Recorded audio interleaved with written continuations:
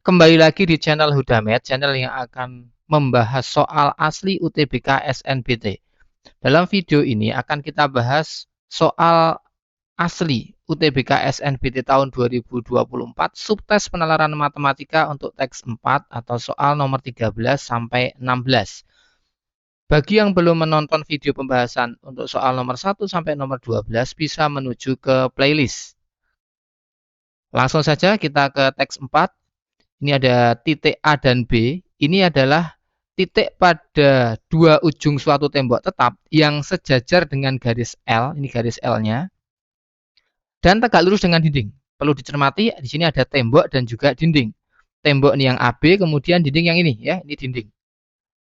Kemudian jarak titik A dan B adalah 2 meter. Ini jaraknya 2 meter sudah ada di gambar.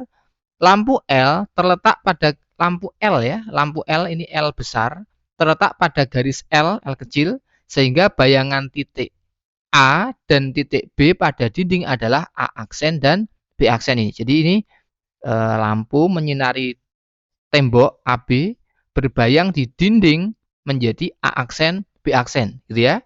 Kemudian nanti akan ditanyakan 4 pertanyaan, 13, 14, 15, dan 16. Kita mulai bahas dari soal nomor 13 terlebih dahulu. Jika T sama dengan 2, ini 2, kemudian X-nya 3, jarak A aksen ke garis L, A aksen ke garis L berarti ke sini.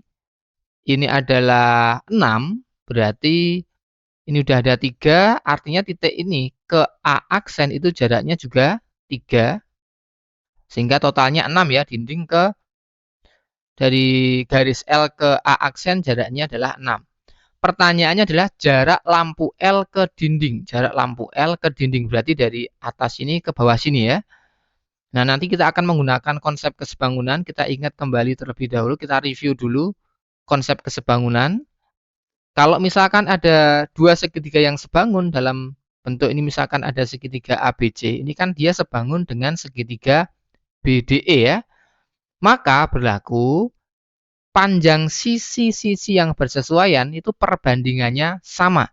Jadi misalkan nih, AC itu kan bersesuaian dengan DE, itu perbandingannya sama dengan AB yang bersesuaian dengan BD.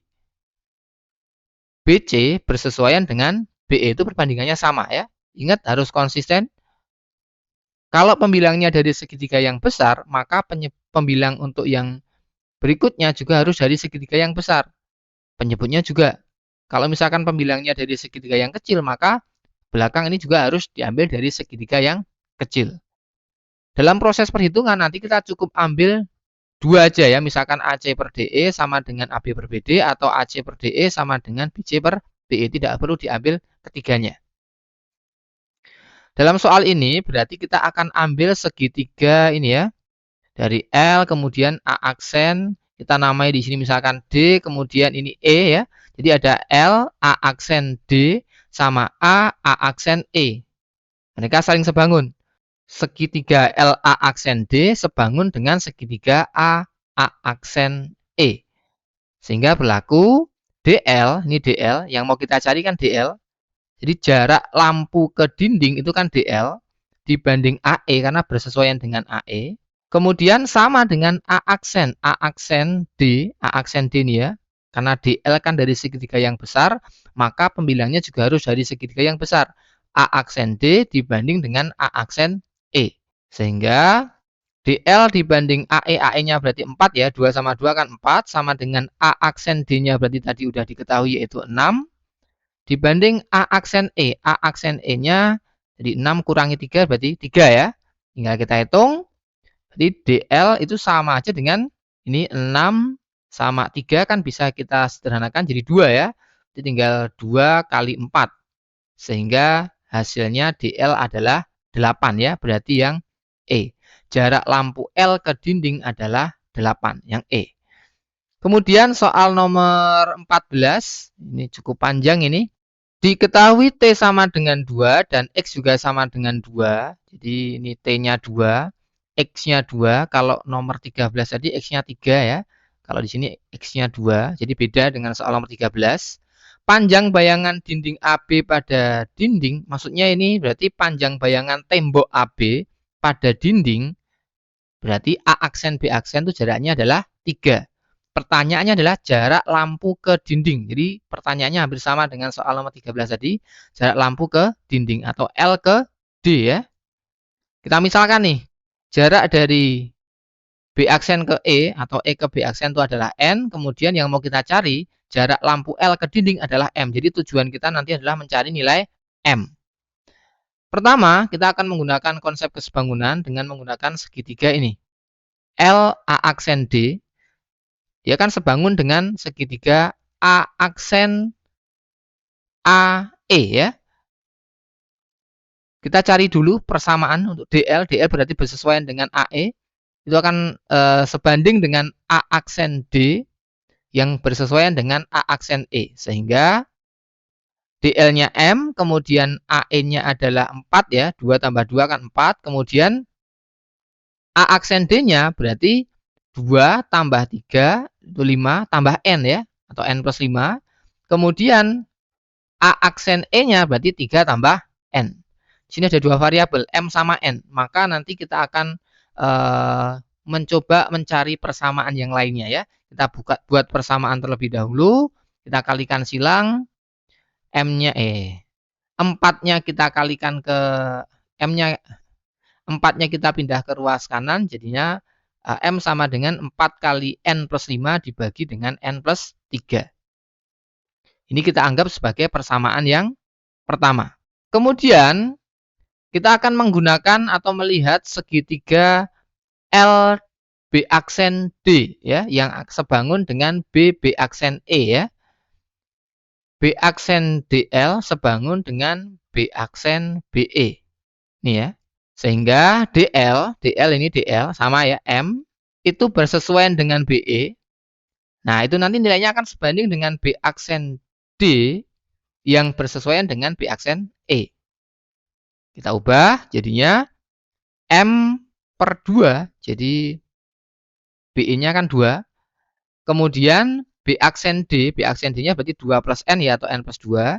Dibanding dengan B aksen E yaitu N. Nah, kalau kita proses, jadilah persamaan M sama dengan 2 kalikan N plus 2 dibagi N. Ini berarti sebagai persamaan yang kedua.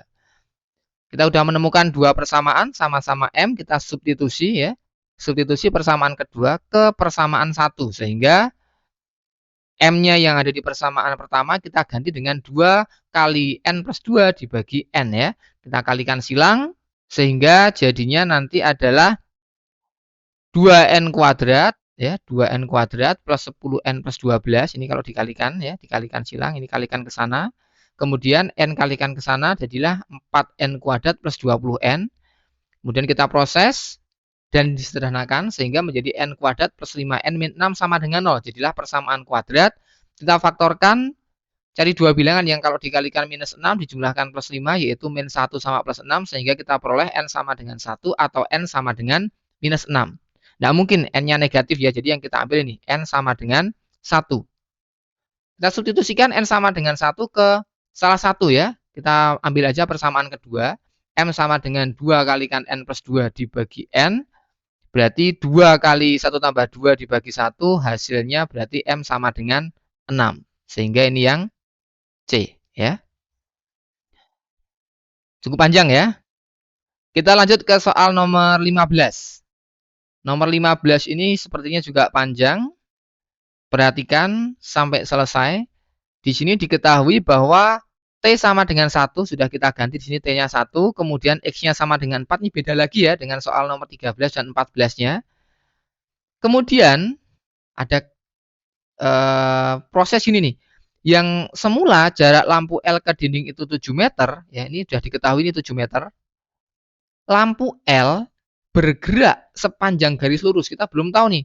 Pokoknya bergerak lurus ya. Sejauh 2 akar 2 dengan tetap mempertahankan posisi A aksen. Nah, ini nih. Ini perlu digarisbawahi ya. Ini perlu digarisbawahi ini. Dengan tetap mempertahankan posisi A aksen. Bergerak lurus tetapi tetap mempertahankan posisi A aksen. Jadi bayangannya tetap. Artinya pergerakan lampu L itu searah dengan garis ini berarti. Nah, berarti bisa diilustrasikan begini ya. Ini pergerakannya nih. sejauh berapa? 2 / 2 meter ya. Kita misalkan titik berhentinya lampu L itu adalah L aksen gini ya. Pertanyaannya adalah jarak bayangan A aksen dan B aksen ya, berarti bayangan tembok pada dinding setelah lampu bergerak. Jadi maksudnya begini, ketika L ini bergerak ke depan, A aksennya tetap, tetapi nanti kan B aksennya ini bergeser ya. Karena ini maju ke depan, maka nanti bayangannya B aksen ini akan bergeser ke sini. Nah, jaraknya berapa A aksen ke B aksen yang baru itu berapa? Ada kata sekarang di sini ya. Itu yang akan kita cari. Untuk menemukannya kita butuh proses yang pertama, kita akan coba cari dulu ini A aksen E, karena untuk mencari bayangan A aksen ke B aksen kita butuh A aksen E. A aksen E berarti akan kita cari dengan menggunakan kesebangunan ini L A aksen D yang sebangun dengan A aksen E ya. Prosesnya sama dengan nomor 13 dan 14 tadi, berarti A aksen E ini yang mau kita cari dibanding dengan A aksen D itu akan sebanding dengan A aksen E dibanding dengan LD. Nah, kalau kita hitung berarti A aksen E dibanding A aksen E plus 4 ya, karena di sini A aksen D-nya berarti adalah A aksen E plus 4, itu sama dengan 3. Dari mana 3? Dari 1 sama 2 ini kan 3 dibanding 7. Berarti kita kalikan silang, 7 kalikan A aksen E, berarti 7 A aksen E, kemudian 3 kali A aksen E plus 4, jadinya ini 3 A aksen E plus 12. Sehingga kita peroleh 4 kali A aksen E sama dengan 12, A aksen E-nya adalah 3. Kita sudah menemukan nih, A aksen E-nya adalah 3. Tapi belum cukup nih. Kita masih harus mencari lagi nih ya. Kita coba lihat dulu dah ini. Kalau kita cermati nih, berarti segitiga LDA aksen itu kan membentuk segitiga siku-siku dengan LD-nya 7, kemudian DA aksennya juga 7 ya berarti ya. 4 sama 3 kan berarti 7. Nah, karena ini merupakan segitiga siku-siku, di sini 7, ini 7, berarti kita bisa gunakan Pitagoras, sehingga LA aksennya adalah 7 akar 2. Begitu pula ini, A, E, A aksen, ini 3, segini juga 3. Berarti A aksennya adalah 3 akar 2. Ini 7 akar 2, ini sudah ada 2 akar 2, ini 3 akar 2. Berarti L aksen A-nya adalah 2 akar 2. Gitu ya. Nah, kita nanti masih butuh ini berarti ya. Kita coba tarik L aksen ke dinding ya. L aksen ke dinding, kita namai F. Kita akan ambil segitiga L aksen A aksen F yang sebangun dengan A aksen E. Berarti L aksen F dibanding AE itu akan sama dengan perbandingannya antara L aksen A aksen dengan A aksen. Berarti L aksen F dibanding 3, ini kan 3, sama dengan 5 akar 2 banding 3 akar 2. Ini kita bisa sederhanakan, akar 2 sama akar 2 coret, 3 sama 3 coret, berarti tinggal L aksen F-nya sama dengan 5 ya, ini 5.